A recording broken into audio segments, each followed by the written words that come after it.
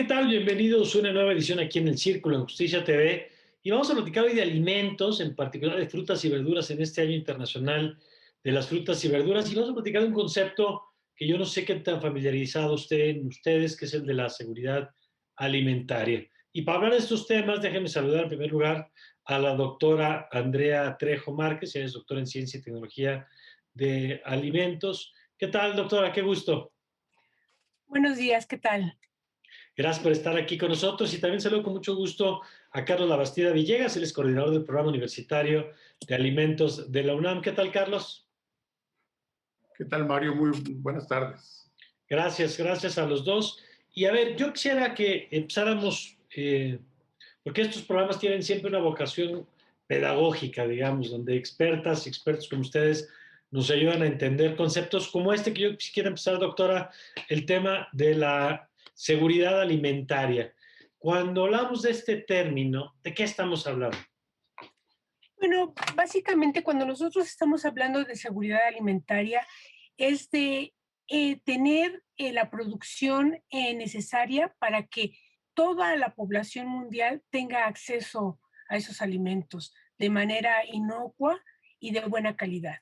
Entonces, cuando nosotros estamos refiriéndonos a que se requiere tener una seguridad alimentaria en México y en el mundo, es pues tener esa producción, pero ahora, bueno, estamos hablando de otros términos también, tener una producción sostenible de alimentos, es decir, una producción que cuide el ambiente y que también alimente a toda la población de manera sana y de manera, pues, obviamente, sin daño a todo su entorno, al medio ambiente, a las mismas personas y demás. Muy bien. A ver, Carlos, cuando hablamos entonces de esta seguridad alimentaria, tiene que ver con la idea de que nosotros mismos seamos los que producimos estos alimentos o tiene que ver con la idea del acceso a estos alimentos, porque entiendo que eso de pronto en algunos países es toda una discusión, ¿no? Si el país tiene que producir todo, en este caso lo que se come, toda la energía que utiliza, o si es un tema de tener los mecanismos para garantizar el abasto, digamos, de estos, en este caso, de estos alimentos, en las condiciones en las que decía la doctora Serrat. Claro, son dos conceptos distintos, Mario. En un sentido general, como bien señala la doctora Trejo, el concepto de seguridad alimentaria es un concepto muy amplio. Se empezó a hablar en el mundo por ahí de los años 1970 sobre estos temas, en los 80, para finalmente en 1996, en la Cumbre Mundial de Alimentos, auspiciada por la Asamblea General de las Naciones Unidas, se generó una definición conceptual en el sentido de que la seguridad alimentaria implica tener acceso físico, social y económico a fuentes de alimentos que sean seguros, inocuos en este caso específico, un acceso permanente y que efectivamente sean producidos bajo mecanismos de sustentabilidad. Digo yo que es un concepto amplio porque involucra una gran cantidad de elementos relacionados con la alimentación en todo lo que conocemos como fases de la cadena alimentaria o de la cadena de suministro, como actualmente se señala. En todas estas fases está implícita este concepto de seguridad alimentaria. El otro que señala tiene que ver más con una visión en términos de producción de lo que se conoce como ventajas comparativas. México, hasta los años 70 más o menos, que empezaron las crisis mundiales de alimentos, no teníamos tanto problema para abastecernos de los alimentos que nosotros mismos generábamos como país. Sin embargo, a partir de los años 70 de la crisis de alimentos, empezó a florecer este concepto de ventajas comparativas. El punto es, si los Estados Unidos, con sus enormes planicies productoras, su cultura del maíz, etcétera, puede producir maíz en grandes cantidades y en consecuencia poder venderlo barato, ¿para qué nos vamos a preocupar nosotros en producir maíz que nos cuesta más trabajo porque no tenemos las condiciones orográficas y de suelo del país? ¿Para qué nos vamos a preocupar? Pues mejor tengamos los recursos suficientes, compremos alimentos y lo otro lo dedicamos acá. Sin embargo, eso nos ha llevado a la circunstancia actual de desabasto por falta de producción en muchos sentidos, diré yo, de 1970 hacia acá, profundizado a partir de 1982, ¿no? Creo que como país no debemos atender esta premisa de las ventajas comparativas. Tenemos que ser, por lo menos en alimentación y por lo menos en la alimentación básica, tenemos que buscar la autosuficiencia que nos permita ejercer una soberanía alimentaria. A ver, ¿y cómo estamos en esa materia, doctora? Porque entonces entendemos que son dos conceptos, digamos, distintos, ¿no? El de quién se produce, cómo se produce, en la cantidad suficiente. ¿Cómo estamos en México en estos temas? Pues básicamente es algo increíble que México es uno de los principales países productores de frutas y hortalizas. Realmente somos, al igual que muchos países de la región de América Latina, somos de los principales países productores de frutas y hortalizas y también exportadores de frutas y hortalizas. Sin embargo, existe una gran contradicción. A pesar de que producimos grandes cantidades, realmente no tenemos una autosuficiencia alimentaria. Es decir, México requiere de la importación de una gran cantidad de productos por diferentes razones. Incluso porque México no tiene buen manejo en cuanto a su producción y comercialización de estos alimentos, porque a veces no existe una adecuada cadena del frío de estos productos que son altamente perecederos, pero también porque a veces los rendimientos en el campo, como mencionaba el doctor Labastida, no son los adecuados en territorio mexicano, y a veces México, es increíble que siendo país de origen, el maíz siendo un país, un producto en donde nosotros somos país de origen, pues importamos grandes cantidades de maíz porque no somos autosuficientes. ¿Por qué? Pues porque se ha dado poco apoyo al campo y eso ha hecho que México pierda toda esa capacidad que en algunos años tuvo, y obviamente estamos lejos de una autosuficiencia alimentaria.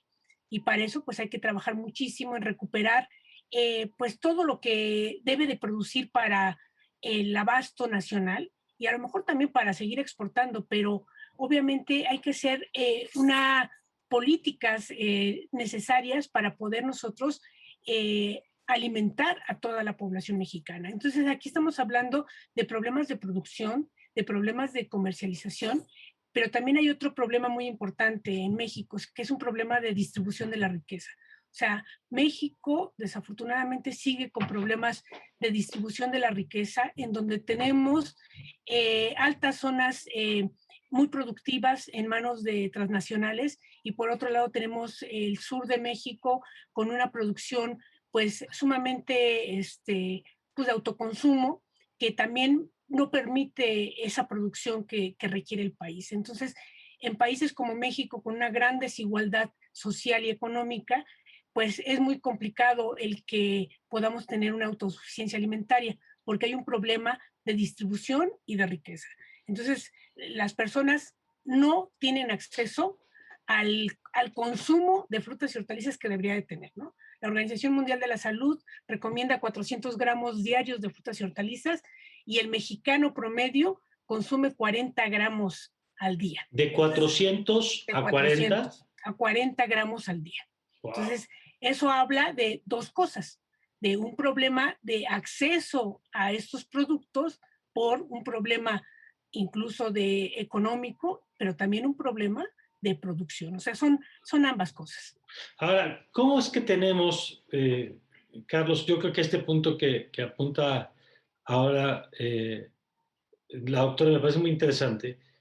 ¿Cómo es que tenemos esta paradoja de tener al mismo tiempo problemas de producción en regiones del país de manera muy importante, y ahorita platicaremos también del tema del consumo, pero al mismo tiempo tenemos de veras sectores pues muy potentes? Ya hablaban ustedes del sector exportador, pienso en Sinaloa, ¿no? Pienso en Guanajuato, que realmente se han convertido en referentes muy importantes, Michoacán en algunos temas. Es decir, ¿qué explica que no tengamos un desarrollo, digamos, parejo en este tema de la producción de alimentos? El concepto fundamental, Mario, que subyace en este tema es que hay que considerar que México es uno de los países con mayor desigualdad económica y social en el mundo. Es un factor importante. El otro atañe a los aspectos históricos del desarrollo regional en algunos sectores particulares. de antaño. Yo recuerdo por lo menos los años 70, donde incluso hubo una expropiación de algunos sectores agrícolas del Valle del Yaqui y Mayo, donde se ha desarrollado una gran agricultura de exportación, fundamentalmente legumbres y frutas de temporada para abastecer particularmente al mercado norteamericano. Esto es una circunstancia que prevalece hasta nuestros días y tiene esa explicación lógica en términos de economía.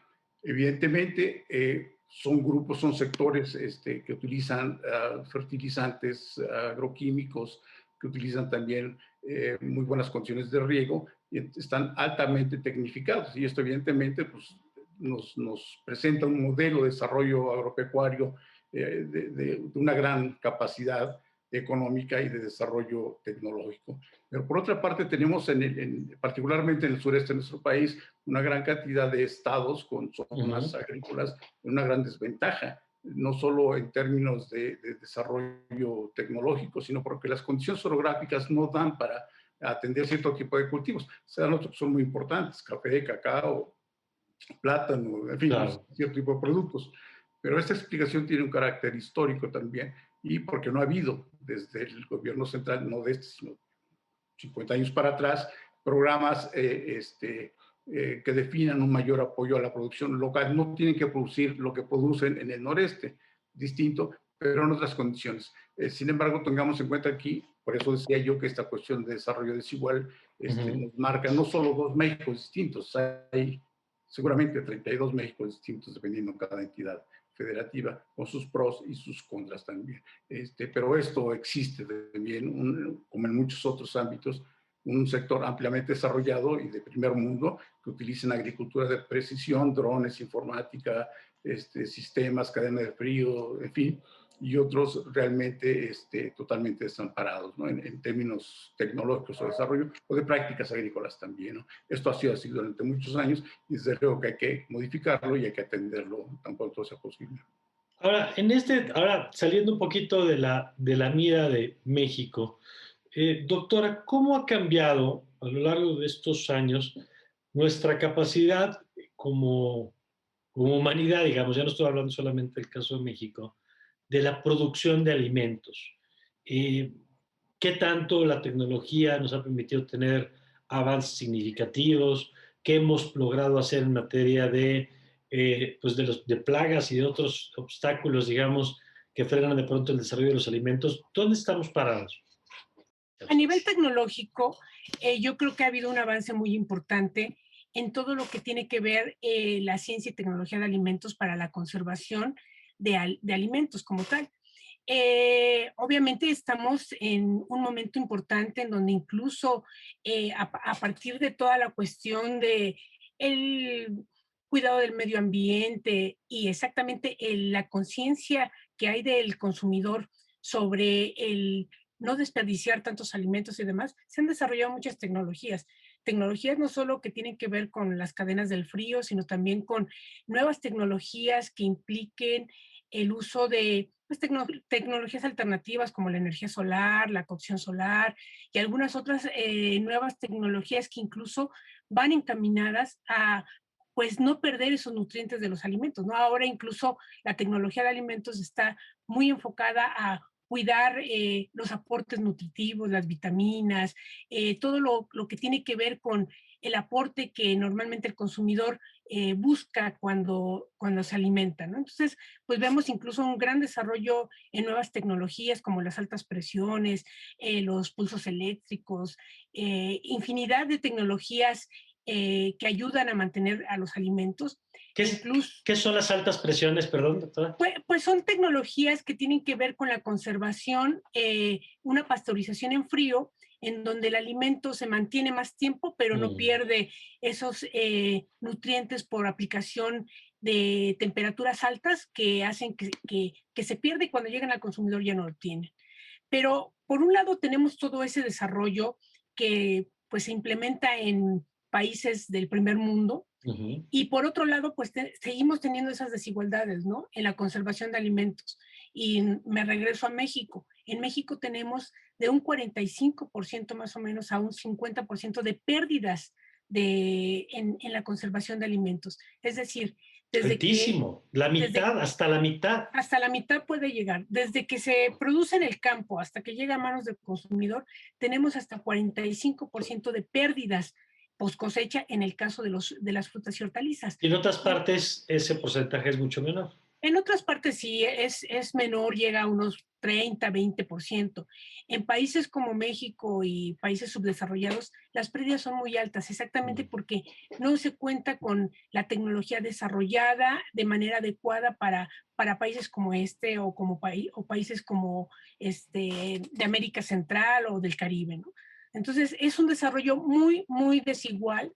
Existe ya la tecnología para poder conservar, sin embargo, no todos los países tienen acceso a toda esa tecnología. Y bueno, en el caso de nosotros como universitarios e investigadores, pues estamos haciendo exactamente eso, tratar de desarrollar tecnología propia para poder transferir y poder contribuir a la conservación de todos estos alimentos. De acuerdo. Vamos a hacer una pausa y ahora que regresemos vamos a ir con Carlos Labastida y con la doctora Trejo para platicar de esto también, de los retos que hoy tenemos en este campo, qué se está haciendo en materia de innovación, cómo ha ido cambiando esto al paso del tiempo. Si nos lo permite, regresando de la pausa, retomamos este tema, este es en el círculo y nosotros ya volvemos.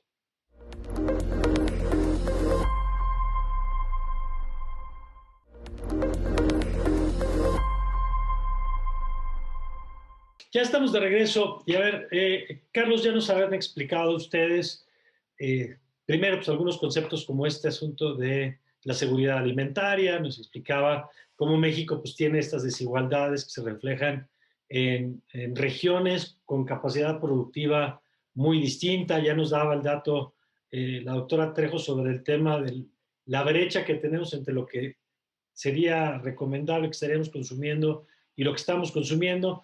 Pero, ¿cuál diría, Carlos, que son los principales retos que se tienen hoy en esta materia? Porque imagino que van desde cosas como las que ya apuntaban de estructuras económicas y capacidad de producción, pero también temas de tecnología, ¿no? Para sacar mejor provecho, como esto que apuntaba ahora la doctora Trejo, de evitar el desperdicio, tener alimentos con mejores nutrientes. ¿Cuál diría usted que es la agenda, digamos, para este tema? Mario, me parece que el reto fundamental que tenemos como país es generar una política alimentaria que sea nacional, que sea integral y que esté bien coordinada, por supuesto, Okay. ¿no? Esto en un contexto muy amplio, muy general, y porque esto involucra las fases que señalábamos, desde producción, transporte, almacenamiento y consumo. Y adentro de cada una de estas fases, evidentemente, pues será por sistemas productos, será los aspectos de desarrollo tecnológico, los aspectos de educación alimentaria, en fin, pero bajando en esa escala de importancia. Lamentablemente no contamos en este momento como país con una política en este campo perfectamente definida. Eso le iba a preguntar, claros, con estrategia. Perdón que le interrumpa, Carlos, pero me parece que toca un tema ahí central.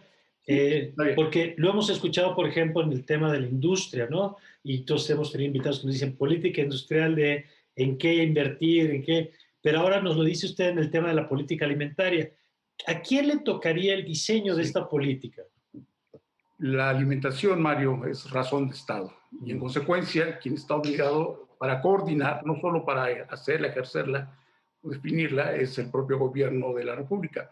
Pero es el que, en donde recae esta responsabilidad, digamos. De acuerdo con la Ley General de Planeación de nuestro país, los presidentes en turno, a los 6 meses de tomar posesión, deben presentar un Plan Nacional de Desarrollo que involucra todas las propuestas de acción que debe haber en todos los temas generales. A partir de este Plan Nacional de Desarrollo se deben generar los planes o programas sectoriales. Y de esta manera tenemos un Programa Nacional de Salud, Programa Nacional de Agropecuario, Programa Nacional de Comercio, en fin, todo esto. Y entre estos debería incluirse un programa alimentario para el país, con todas estas interrelaciones que debe tener con los otros sectores también. ¿Y no lo tenemos? Es un tema complejo. Yo no lo veo como tal. Tenemos un plan agropecuario, tenemos un Programa Nacional de Salud, que entre sus muchos temas, evidentemente los que son de salud estrictamente, pero en la parte de consumo tenemos un gran problema de nuestra pandemia de sobrepeso, obesidad y diabetes también. Es un tema que está íntimamente ligado con la alimentación. Entonces, la alimentación es tan complejo que abarca una gran cantidad de temas en muchos ámbitos que ni siquiera nos imaginamos también. Abarca temas relacionados con la política hacendaria, porque tiene que ver con los recursos que se asignan a diversos sectores. Está relacionado con la política fiscal, con este tema, por ejemplo, de los impuestos que se realizan a cierto tipo de productos por exceso de azúcares, etcétera, que está ligado directamente con la alimentación y está ligado con los programas específicos para atender estos temas de sobrepeso y obesidad. En fin, entonces es una política global general que nos permita saber que en este mundo tan intrincado de elementos, lo que hace la mano derecha pueda percibir la mano izquierda, porque alguien está viendo, o un grupo, un sector, está viendo cómo se mueve todo, porque todo tiene relación, el comercio internacional, el comercio interno, los mecanismos de abasto, los mercados, nuestro gran ombligo del mundo, que es la central de abasto, el centro de abasto mayorista más grande del mundo. Y discute hacia todos los estados de la República y se nutre de todos los estados de la República hacia el centro para distribuir a los diferentes ámbitos del mercadeo de una sinfín de productos nacionales y extranjeros también. Bueno, me parece que ahora nos ha dado un muy buen panorama de justamente de todo lo que involucra el tema, porque en el primer segmento platicamos del tema de la producción, digamos un poquito más el foco en la producción, pero ahora ya nos pone temas como hasta la regulación de la publicidad, pienso, ¿no? Sin duda. Ahora que decía el tema fiscal, el tema de hábitos, de prácticas. Y yo quisiera, doctora, conocer su opinión sobre esto que apuntaba ahora Carlos. En su opinión, tenemos hoy, o hemos tenido incluso, no solamente hoy, una política de Estado en este rubro. Bueno, de hecho, todos los gobiernos, en efecto, en su Plan Nacional de Desarrollo, mencionan una política alimentaria. Yo lo que preguntaría es qué tan adecuada es esa política alimentaria, porque al final yo creo que todos los sectores deberían de contribuir al desarrollo de esa política alimentaria. Desafortunadamente sí está en manos del gobierno federal hacer esa política alimentaria.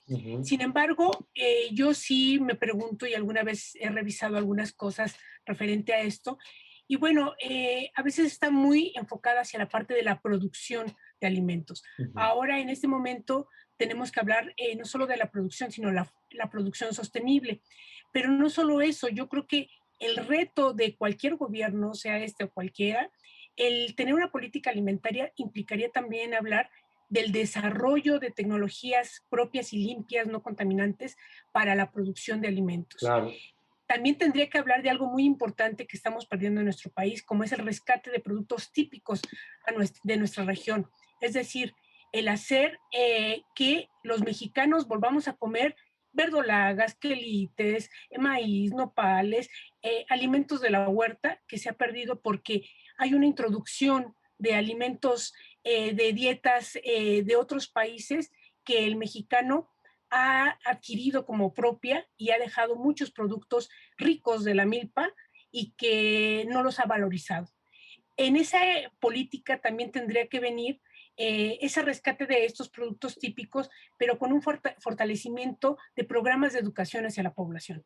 Es decir, programas y políticas en donde se eduque a la gente, donde se le diga, mira, comer un plato de quelites es mucho mejor que comerte una hamburguesa. Y además poder mencionar y aprovechar todo ese tipo de información que en muchas universidades, en muchos institutos se está haciendo, revalorizar la dieta mexicana a partir de una investigación de las propiedades. Cada vez más se ha generado información sobre los beneficios que tiene todo ese consumo de alimentos típicos que tenemos en México. Otra cosa muy importante, por ejemplo, en esta parte de esta política, sería ya agregar una parte sobre políticas de aprovechamiento de residuos de las agroindustrias, cosa que también, por ejemplo, no está contemplado, o sea, no es algo prioritario. Y sin embargo, en países como México, a pesar de que hay regulaciones para la industria alimentaria, debería de haber un énfasis en desarrollar esas políticas para que cada vez más se utilice, se recicle todos esos residuos agroalimentarios para evitar la producción de gases de efecto invernadero y contribuir para el evitar todo este problema del cambio climático. Entonces, yo creo que en México debería haber una política alimentaria propia, en donde nosotros incluso, y voy a un tema muy controvertido, defendamos nuestros productos típicos, por ejemplo, como el maíz, en donde nosotros hagamos una defensa del maíz frente a la invasión de algunos otros cultivos que incluso, por ejemplo, México no tiene ninguna necesidad de cultivar alimentos transgénicos. Y yo creo que, por ejemplo, eso tendría que estar incluido en una discusión y una agenda nacional. Entonces, yo creo que sí hace falta trabajar sobre muchos ejes de la política alimentaria en México, a pesar de que existen algunas menciones sobre eso, pero en diferentes aspectos. Okay. Producción, educación a la sociedad y desarrollo de tecnología limpia para la producción de alimentos. Y ahí, a ver, doctor, yo quisiera conocer su perspectiva sobre esto, porque van varias veces que surge el tema de la tecnología, ¿no? Y la tecnología como un factor que explica desde una mayor producción, pero también la investigación, ¿no? La investigación, el desarrollo como país. ¿Cómo está viendo en este tema? Creo que normalmente no le ponemos el reflector al tema de la investigación en estos campos, incluso en la ciencia, ¿no? Yo diría que ahora la pandemia nos ha obligado, yo esperaría que para bien, a voltear a ver qué estamos haciendo en materia de investigación y desarrollo en el país, qué políticas tenemos de apoyo a los investigadores, a las investigadoras en el país, en estos campos, y yo quisiera conocer su perspectiva, ¿dónde diría que estamos en ese sentido? Bueno, coincido con usted, ciertamente es un factor fundamental el promover el desarrollo tecnológico en todos los ámbitos de aplicación, digamos, ¿no?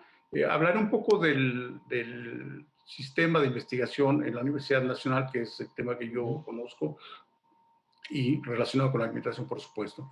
Es de sobra conocido que la Universidad Nacional es el centro de investigación, de docencia, claro, de la cultura más importante que tenemos en el país, por razones históricas y de tradición y de impulso que se le ha dado. La universidad ha estado ligada siempre a los problemas, a la atención de los problemas esenciales de nuestro país, salud, empleo, etc. Y la alimentación, desde luego, es un problema esencial del mismo. Es a raíz de este interés que tiene que a partir de 1981, el 17 de junio, se crea el Programa Universitario de Alimentos, con el propósito de generar un marco programático de la institución donde se inserten todas las actividades que la institución realiza en sus diferentes centros, escuelas, facultades, institutos de investigación. Tenemos en nuestra universidad institutos de la trascendencia, por ejemplo, el Instituto de Biología, que empata un poco con lo que señala la doctora Trejo, en el sentido de investigación sobre recursos naturales tradicionales en México, cuestiones taxonómicas, pero no solo eso, sino también étnicas relacionadas con la alimentación, y una gran cantidad, pero tenemos otros que están relacionados. Déjeme decirle nada más, en la Universidad Nacional actualmente tenemos 13 carreras ligadas con las cuestiones alimentarias, unas que son alimentales y hasta en el nombre llevan la fama, es precisamente ingeniería en alimentos de la Facultad de Estudios Superiores Cuautitlán, o química de alimentos de la Facultad de Química, del propio Cuautitlán, ingeniería agrícola, medicina veterinaria.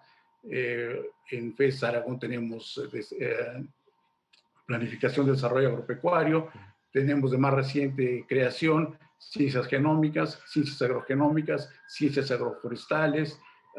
Tenemos también muy recientemente la carrera de nutriología en la FES Zaragoza y la carrera de ciencias de la nutrición humana. Estas últimas dos con una matrícula pequeña porque es el inicio también, pero lo que trato de decir es que la universidad atiende una gran cantidad de temáticas con base en los recursos existentes en la vida, recursos de infraestructura humana, pero además de equipamiento, de recursos físicos, materiales, ranchos, bioterios, plantas piloto, laboratorios, en fin, que es una inversión que ha hecho el Estado mexicano durante años, que es cuantiosa, pero que finalmente es la forma que la institución responde a la sociedad en la atención de estos problemas. Primero, investigación básica, sin duda, y es fundamental y hay que atenderla, ¿no? Derivada de esto tiene que haber, y de hecho lo hay, pero deriva de lo anterior, es la investigación aplicada a atender específicamente aspectos relacionados. Y hay una controversia actualmente con estos temas relacionado con la discusión que se tiene con la nueva ley de humanidades, investigación, ciencia, investigación e innovación del CONACYT, sobre la necesidad de atender los problemas que son más cruciales actualmente para nuestro país. Y posteriormente, y asociado a esto, está desde luego el desarrollo tecnológico para la creación de aparatos, procesos, en fin, que se hace también en la universidad de muchos años atrás. Hay una instancia en la propia universidad también que tiene que ver con esto y con la vinculación y la transferencia al desarrollo tecnológico. En términos de país, particularmente en el área de ciencia y tecnología de alimentos, una gran cantidad de la investigación que se hace en desarrollo tecnológico evidentemente se realiza en las casas matrices de las grandes empresas que son transnacionales. Las 10 de las más grandes pues, que operan en nuestro país y en el mundo. Evidentemente, la mayor parte de sus procesos se hacen fundamentalmente en las matrices y no en las filiales. Se hacen algunas actividades, pero están más bien desarrolladas con acoplar todo ese conocimiento a las necesidades internas. De acuerdo. A ver, doctora, yo quisiera conocer su perspectiva sobre esto en dos sentidos. Uno, lo que se está haciendo en México en materia de investigación en este campo, de desarrollo en este campo. Y dos, si quiere, bueno, empezamos por ahí y ahorita le planteo la otra inquietud. Sí. Bueno, ahí coincido con el doctor Carlos Labastida, en donde realmente, pues México y en particular todas las instituciones de educación pública, pues llevan a cabo, por ejemplo, entre el Politécnico, la UNAM y algunas otras instituciones públicas, llevan a cabo el 50% de la investigación del país. Y realmente dentro de esa investigación obviamente hay grandes líneas en la parte de alimentos, ¿no? O sea, existen grupos muy importantes en México que se dedican al estudio y la innovación sobre todo lo que tiene que ver la conservación, el estudio, la transformación de alimentos. Y realmente existen, le comentaba, grupos importantes que han desarrollado y que incluso se han puesto retos nuevos, ¿no? Como ahora, ¿no? Lo que estamos viviendo, que es pues una situación muy grave en México, ¿no? Una situación que lo estamos viviendo en la pandemia. México es uno de los países con más problemas de obesidad. O sea, es increíble que 7 de cada 10 mexicanos adultos padezcan obesidad y que de niños tengamos 4 niños por cada 10 que también padecen obesidad. Entonces, yo creo que muchos grupos de investigación están enfocados en este momento a resolver, por ejemplo, esos problemas, ¿no? Desarrollando pues, alimentos funcionales, contribuyendo a que ya no se sigan desarrollando alimentos que le llaman chatarra, ¿no? Sino alimentos que nutran, que tengan alguna propiedad, que tengan un compuesto antioxidante, que me puedan ayudar para poder combatir alguna enfermedad, que me puedan ayudar para poder tener una buena digestión, como tener fibra dietética. Entonces, las líneas de investigación han estado más enfocadas a el desarrollo de alimentos funcionales, a diferencia de esa gran tendencia que hubo en muchos tiempos de desarrollar alimentos ricos, sabrosos y azucarados incluso, ahora desarrollar incluso bebidas vegetales que nutran, que no tengan azúcar, que sean sustitutos y que sean alternativas a las bebidas carbonatadas que tanto le gustan a los mexicanos. Los mexicanos consumimos o consumen 163 litros de bebida carbonatada al año. O sea, es increíble las cifras. Entonces, yo creo que como científicos, hemos muchos de los grupos que estamos trabajando, hemos tomado esos retos como para dar alternativas a la población, desarrollar, hacer investigación básica, poder a lo mejor algunos grupos hacer tecnología aplicada y poder llegar a la sociedad, porque yo creo que en el caso de la UNAM, yo creo que las funciones sustantivas se siguen desarrollando, resolviendo grandes problemas nacionales como es la malnutrición en México. Muy bien, vamos a hacer una nueva pausa y vamos a regresar con el tema de la agenda pendiente, digamos, los temas que habría que empujar. Ahorita ya nos analizaban el tema de la investigación, Pero en estas cadenas o en estas etapas que decía el doctor Labastida hace rato, ¿cómo hacemos para aumentar el consumo, ese tan bajo que traemos de frutas y verduras? ¿Y por qué es importante? A lo mejor vale la pena recordarlo. Vamos a la pausa y enseguida regresamos con más aquí en el circo.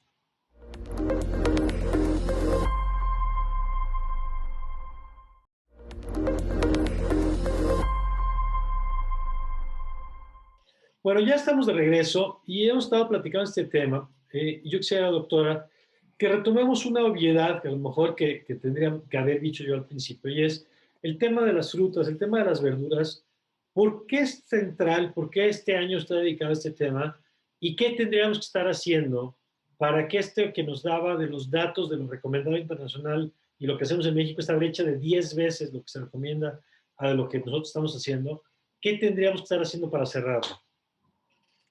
Bueno, en primera, realmente fue una decisión muy acertada el haber, pues no sé, destinado este año, asignado a este año 2021, el año de la fruta y hortalizas, porque realmente después de que hemos estado viviendo esta pandemia por COVID, realmente nos hemos dado cuenta que el problema de todo esto, el problema ha sido la mala alimentación que tenemos en la población en general, mundial.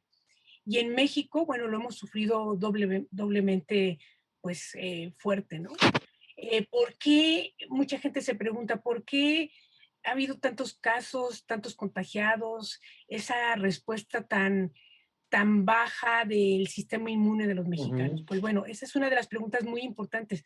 ¿Por qué? Pues por la alimentación. De hecho, miles de personas mueren al año por una ujú, falta de consumo de frutas y hortalizas. ¿Por qué? Porque las frutas y hortalizas son fuentes de vitaminas y minerales muy importantes, de compuestos antioxidantes y compuestos químicos que nos van a ayudar a fortalecer el sistema inmune.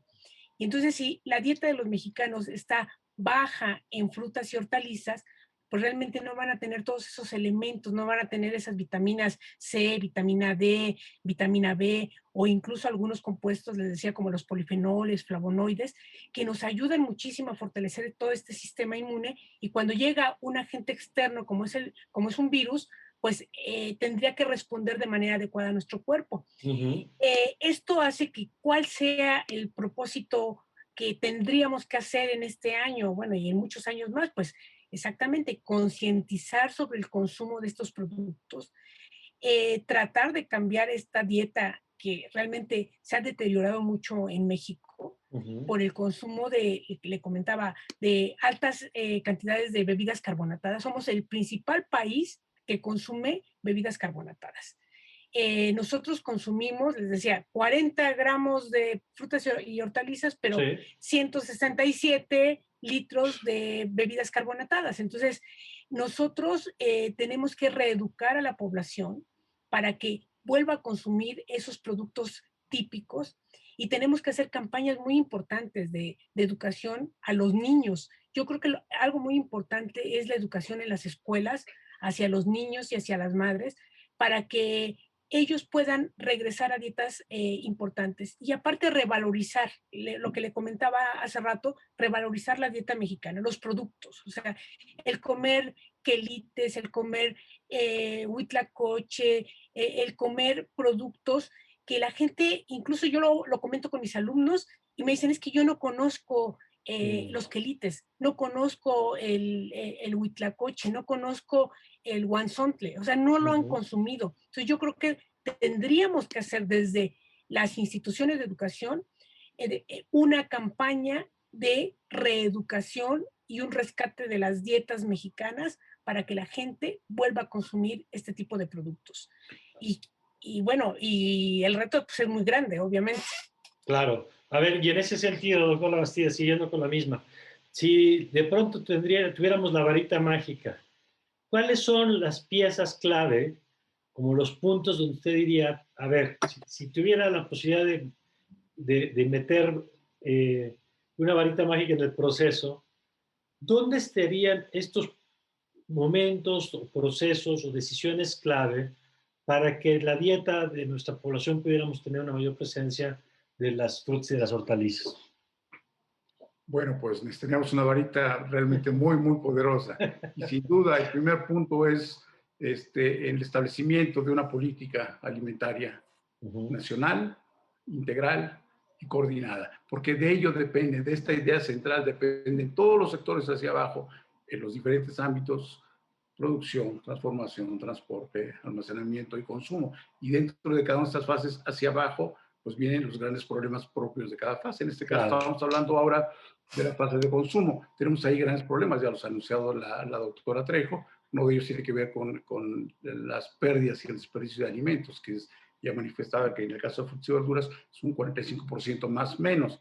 La propia FAO ha señalado que en general 30% de los alimentos que se producen en el mundo no llegan a la mesa del consumidor. Es un promedio general basado, desde luego, en modelos econométricos que ellos... 30%.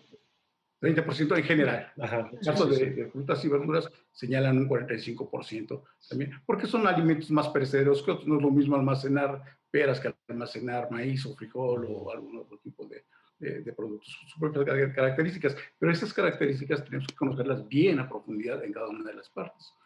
El otro gran tema, y es un tema de salud pública, es el tema dentro de la fase de consumo, es nuestra pandemia de sobrepeso, obesidad y su vínculo con las enfermedades crónicas no transmisibles, diabetes, hipertensión, insuficiencia renal, etcétera, que es, si me permite decirlo, independientemente de la pandemia que nos agobia por COVID-19, que es mundial y fue emergente, es un problema que ya conocíamos de tiempo y que como ha venido haciéndose cada vez más grave, y que genera más muertes que incluso guerras o algunos otros tipos de conflictos bélicos.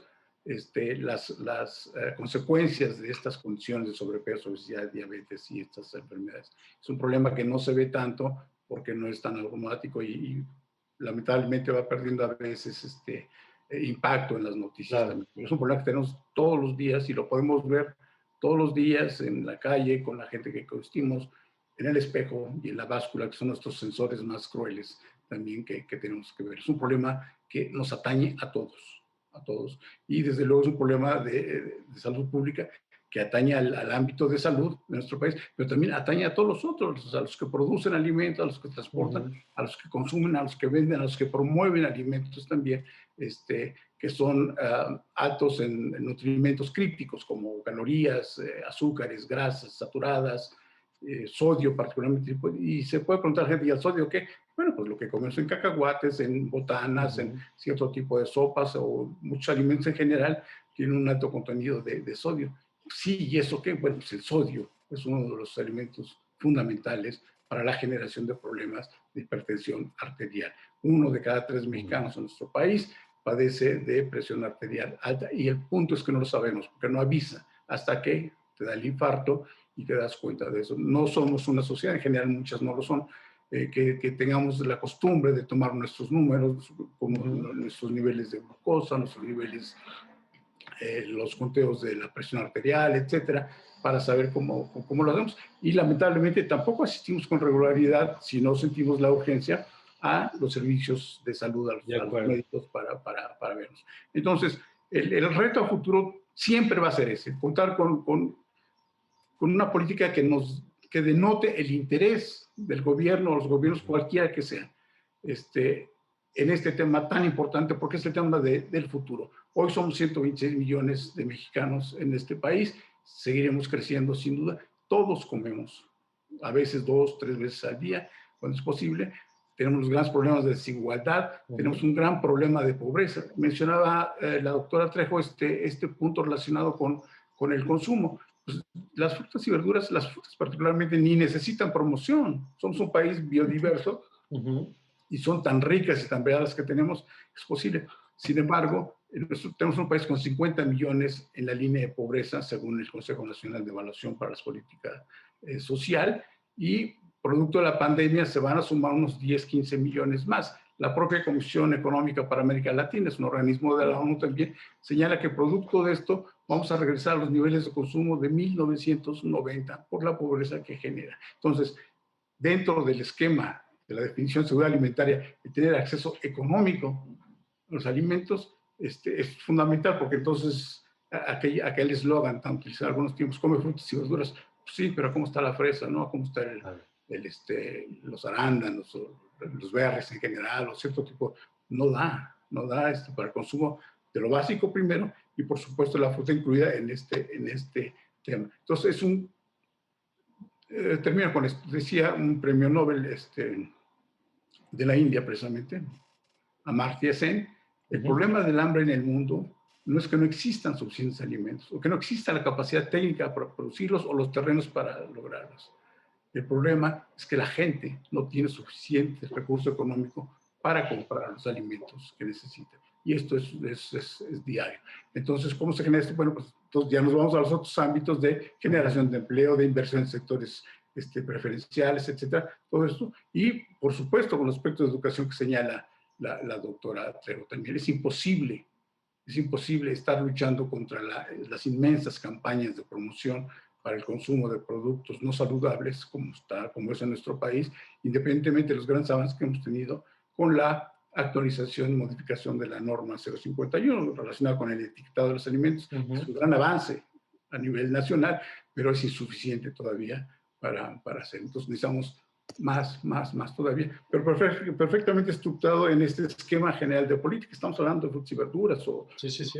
Pero tenemos el problema de los transgénicos, el glifosato que está en discusión ahora, toda esta temática, la cadena del frío, la delincuencia organizada que genera grandes problemas de logística para las empresas que transportan animales. En fin, el tema es muy complejo, muy sectorizado, pero tenemos que visualizarlo de una forma global y actuar localmente cada uno de los puntos. Sí, porque estamos acostumbrados de pronto a ver a los problemas como por segmentos, como si cada uno fuera independiente del otro, y lo que ustedes nos han explicado es que cuando hablamos de la alimentación, pues si no vemos la película completa, pues no entendemos el fenómeno ante el que estamos, y la verdad es que con la explicación que nos han dado, pues queda claro que pocos fenómenos están transversales, ¿no? Que tienen que ver con temas de cultura, que tienen que ver con condiciones socioeconómicas, que tienen con condiciones de mercado, ¿no? Porque muchas veces también tiene que ver con la oferta, la disponibilidad de los productos para poder tomar las mejores decisiones, con el costo de los productos